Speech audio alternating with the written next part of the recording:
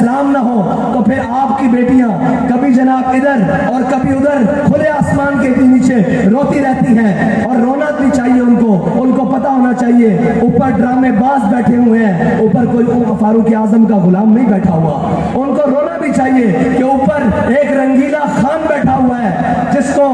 ریاست مدینہ کا نعرہ لگانا آتا ہے، اور ریاست مدینہ کے نام پر قوم کو بے وقوف بنانے کی صلاحیت رکھتا ہے۔ ان کو پتا ہونا چاہیے کہ اوپر ریاست مدینہ کے والی اور درد رکھنے والا اوپر کوئی نہیں بیٹھا، اوپر وہ رنگینے اور وہ بدماش بیٹھے ہیں جن کی راتیں پی سی ہوٹلوں اور جناب اباری اور جناب ان ہوٹلوں میں گزرتی ہیں، جن کی ایک ایک راتیں لاکھوں اور ہزاروں روپے میں گزرتی ہیں۔ ان کو کیا خبر ہو کہ بلوچستان ہو یا جناب جنوبی پنجاب ہو یا جناب جھنگ اور جس جگہ بھی جہاں بھی قدرتی آفات اور سیلاب آیا ہوا ہے وہاں کے لوگوں کی راتیں اس کھلے آسمان کی تلے کیسے گزر رہی ہیں۔ قوم کا درد قوم کے حاکم کو ہوتا ہے، بغیرت لوگوں کو نہیں ہوتا،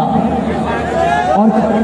قوم کا درد اس کے دل میں ہوتا ہے جو دل رکھتا ہو۔ یہ یہاں دل نہیں رکھتے، یہ تو مفاد رکھتے ہیں، یہ یہاں دل نہیں رکھتے، یہ تو جناب ان کا دل تو لندن اور جناب پیرس اور نیو یارک میں پڑا ہوا ہے، ان کے دماغ جناب وہاں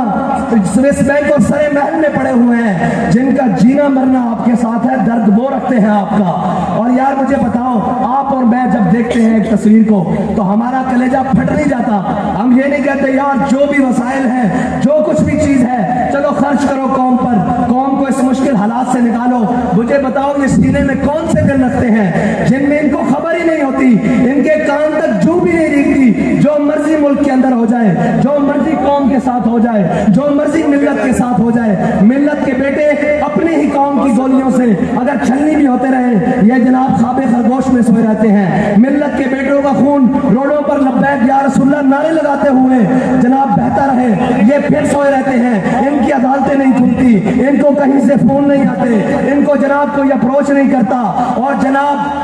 اس وقت کا سب سے بڑا دجالی فتنہ